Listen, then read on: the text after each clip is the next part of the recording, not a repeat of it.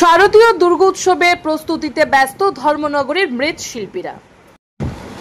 বাঙালির শ্রেষ্ঠ উৎসব শারদীয় দুর্গা উৎসবকে সামনে রেখে ত্রিপুরার প্রতিটি কুমোর পাড়ায় চলছে প্রতিমা তৈরির ব্যস্ততা।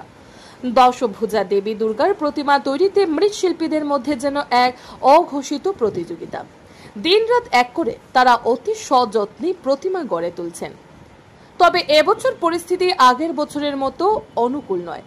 কাঁচামালের দাম লাগাম ছাড়া হারে বেড়ে গেল অধিকাংশ ক্লাব ও সার্বজনীন পূজা কমিটি মূর্তির দাম বাড়াতে রাজি নয়। ফলে মুনাফা কমে যাচ্ছে মৃৎশিল্পীদের। অথচ এই শিল্পী তাদের একমাত্র আয়ের পথ এবং সংসার চালানোর ভরসা। তবু শারদীয় উৎসবের আনন্দকে সবার কাছে পৌঁছে দিতে তারা আপ্রাণ চেষ্টা চালিয়ে যাচ্ছেন। ত্রিপুরার বাণিজ্য নগরী তথা উত্তর জেলার ধর্মনগর শহরে এবছরও উঁচু ও মনোমুগ্ধকর দুর্গা প্রতিমা তৈরি করছেন স্থানীয় শিল্পীরা। কৃষ্ণপুর জোর কালবার্ট এলাকার অভিজ্ঞ মৃৎশিল্পী রতন পাল জানান, প্রায় 15 বছর ধরে এই পেশায় যুক্ত তিনি। এবছর তিনি প্রায় 25টি দুর্গা প্রতিমা তৈরি করছেন, পাশাপাশি বিশ্বকর্মা ও মা মনসার প্রতিমাও গড়ছেন। এবছর তার সর্বোচ্চ প্রতিমার দাম 75 থেকে 80 হাজার টাকা হলো সবগুলোই আগেই বুকিং হয়ে গেছে।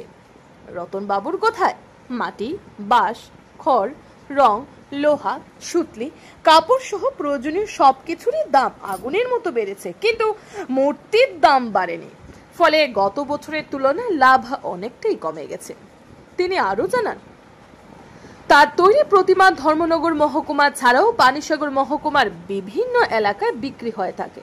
তবে ক্রমবর্ধমান দ্রব্যমূল্যের চাপে নবপ্রজন্ম এই পেশা থেকে মুখ ফিরিয়ে নিচ্ছে। দুঃখের বিষয়, এত বছর কাজ করেও কোনো সরকারি সহায়তা পাননি তিনি। রতন বাবুর দাবি, সরকার যদি পাশে দাঁড়ায় তাহলে কারখানাটি বড় করে আরো কারিগর নিয়োগ দিয়ে প্রতিমা নির্মাণ বাড়ানো সম্ভব হবে, আর এর মাধ্যমে কর্মসংস্থানের সুযোগও তৈরি হবে। শিল্পীদের অক্লান্ত পরিশ্রম আর সৃজনশীলতার মধ্য দিয়ে রাজ্য জুড়ে ধীরে ধীরে ফুটে উঠছে দেবী দুর্গার মহিমা। অপেক্ষা শুধু পূজার দিনগুলির জন্য। প্রায় 25 সেটের মতো দুর্গা হইব। হ্যাঁ, আর বিশ্বকর্মা 60-70 দুর্গা সব বুকিং হয়ে গেছে। বিশ্বকর্মা অর্ডার চলে এখনো। লাভের পরিমাণ তো তেমন একটা নাই, আর কাজ করি আর অন্যান্য বছরের তুলনায় তো জিনিসটির যা আমরা কিনি এটি তো রেট বাড়ছে, ঠিক আছে। এই হিসাবে মূর্তির রেটটা একটু বাড়ে না। কারণ বলতে অত পার্টিরা চান্দা উঠে না, হ্যাঁ, বাজেট কম, ওই রকমই সমস্যা। তো মূর্তি তৈরিতে হয় আপনার খের, বাঁশ, সুতলি, লোহা, এরপরে আপনার মাটি তো আছি, হ্যাঁ, এটি সব কিনতে লাগে। আমার আছে টোটাল সব মিলে 5 জন আছে, আমরা 5 জন কাজ করি।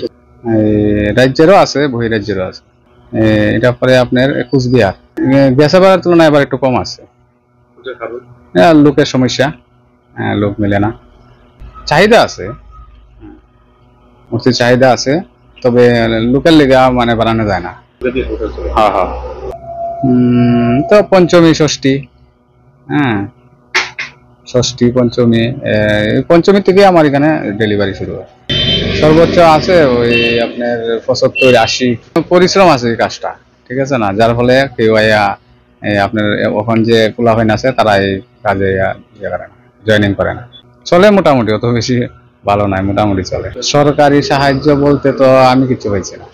সরকারি সাহায্য পাইলে একটু লোক বাড়ানো যায়, হ্যাঁ, ব্যবসাও বাড়ানো যায়, এটাই আর। আমার তো ধর্মনগর তো আছি, ধর্মনগরের যা ক্লাব আছে সব ক্লাবগুলা দিই, আর বিভিন্ন গ্রামে পানিসাগরও যায়, এদিকে আছে আপনার জলে বাসা, হ্যাঁ, অতটুকু।